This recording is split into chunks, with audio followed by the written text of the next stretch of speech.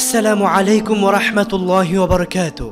সুপ্রিয় দর্শকবৃন্দ, আশা করছি আপনারা সবাই ভালো আছেন। বর্তমান সমাজে অধিকাংশ নারী কিন্তু বেপরদা করে চলতেছে, অথচ বেপরদা করে চলার কারণে কত বড় ভয়ঙ্কর আযাব হতে পারে সেটা কখনো কল্পনা করে দেখেনি। আজকে আমরা সেরকম এক মহিলার ঘটনা জানাবো যে বেপরদা করে চলার কারণে আযাব ভোগ করছে। ভিডিওটি শেষ পর্যন্ত দেখবেন। আসল ব্যাখ্যা শেষেই বলা হয়েছে। ইমাম আবু বকর বিন আবিদ দুনিয়া কবরের আযাব সম্পর্কে একটি ঘটনা বর্ণনা করেছেন। এই ঘটনাটি গিলটিক নামক অঞ্চলের এক ব্যক্তি কবরস্থানের কাছ দিয়ে যাচ্ছিল। লোকটি শুনতে পেল যে কবরের ভেতর থেকে একটি আওয়াজ আসছে, আমাকে বের করো, আমি জীবিত।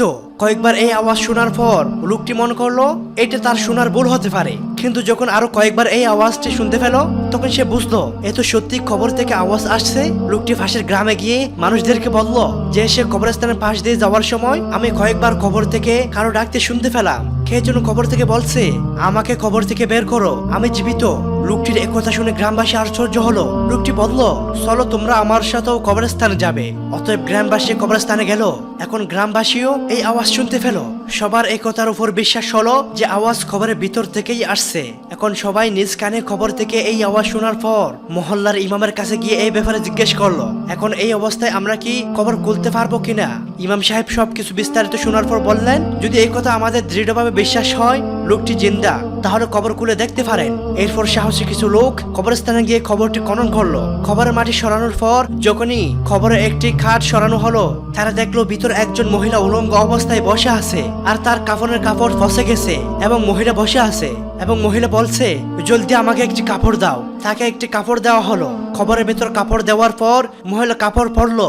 মহিলা গায়ে ভালো করে কাপড় দিয়ে অত্যন্ত দ্রুত গতিতে খবর থেকে বের হলো। তারপর এক দৌড়ে নিজের বাড়িতে গিয়ে একটি কক্ষে প্রবেশ করলো। পিছনে পিছনে লোকজন এসে পৌঁছলো। লোকজন এসে দেখলো কক্ষের দরজা বন্ধ। লোকজন মহিলাকে ডাকতে থাকলো দরজা খোলার জন্য। মহিলা জবাব দিল দরজা খুলবো, কিন্তু যারা ভিতরে আসবে তারা কি আমার চেহারা দেখে ঠিক থাকতে পারবে? কেননা এখন আমার যে অবস্থা তা দেখে সহ্য করা সব মানুষের জন্য সম্ভব নয়। সুতরাং অত্যন্ত সাহসী কোনো লোক যদি থাকে তাহলে যেন ভিতরে এসে আমার অবস্থা অবলোকন করে। মহিলার কথা শুনে সবাই ভয় পেয়ে গেল।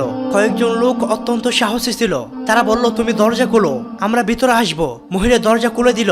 লোকগুলো ভিতরে প্রবেশ করলো। ভিতরে মহিলা নিজেকে চাদর দ্বারা সম্পূর্ণ আবৃত্তি করে বসেছিল।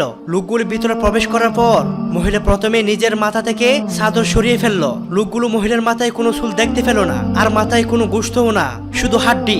লোকগুলো মহিলাকে জিজ্ঞেস করলো তোমার মাথার চুল কোথায়? মহিলা জবাব দিল জিন্দা অবস্থায় আমি যখন ঘর থেকে বের হতাম তখন আমার মাথায় কোনো কাপড় থাকতো না, লম্বা লম্বা চুল। পুরুষকে দেখিয়ে বেড়াতাম। মৃত্যুর পর মাথার চুলগুলো একটি একটি করে টেনে তুলে ফেললো। প্রত্যেকটি চুলের সাথে মাথার চামড়াও উঠে গেল। সেই কারণে আমার মাথায় চুলও নেই, চামড়াও নেই। তারপর মহিলা নিজের চেহারা থেকে চাদর সরালো।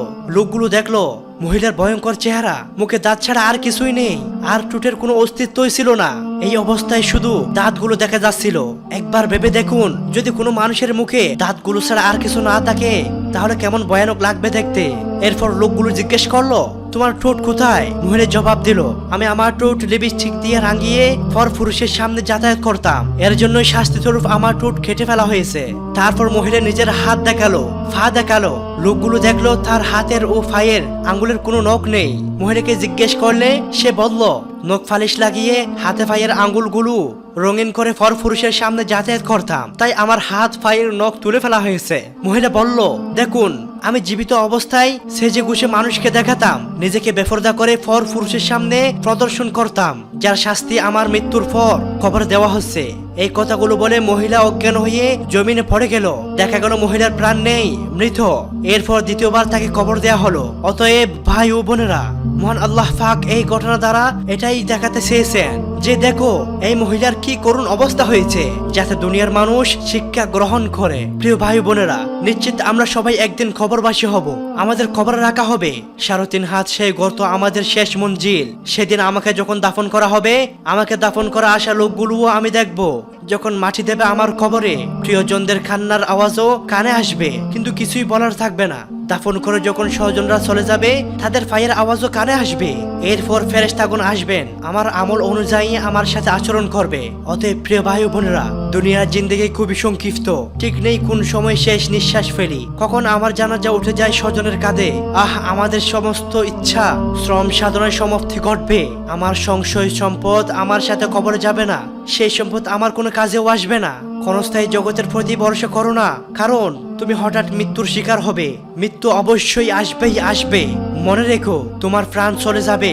মনে রেখো দুনিয়াতে 100 বছরও যদি বেঁচে থাকো, কবরের মধ্যে একাকী কিয়ামত পর্যন্ত থাকবে। কিমিয়ায়ে সাআদাত কিতাবে ইমাম গাজ্জালী রাহমাতুল্লাহ আলাইহি লিখেন, যখন গুনাহগার বান্দাকে কবর দাফন করা হয় তখন থেকেই তার কবরের আযাব শুরু হয়ে যায়। তার প্রতিবেশী কবরবাসী মুর্দাগণ বলতে থাকে, হাই হতভাগা, তুমি আমাদের পরে দুনিয়া থেকে এসেছো, তুমি কি আমাদের মৃত্যু থেকে উপদেশ গ্রহণ করনি? আমাদের আশা ছিল আমাদের মৃত্যু তোমাদের জীবিতদের জন্য উপদেশ গ্রহণের সুযোগ হবে, তাহলে তুমি এমনটি কেন করলে?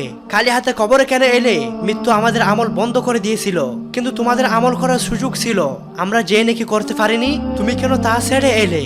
আল্লাহ তাআলা এই মুসলিম সমাজের নারীকে পর্দা করে চলার তৌফিক দান করুন, এবং আল্লাহ তাআলা আমাদের সকলকে পরবর্তী জীবনের জন্য প্রস্তুতি নেওয়ার তৌফিক দান করুন।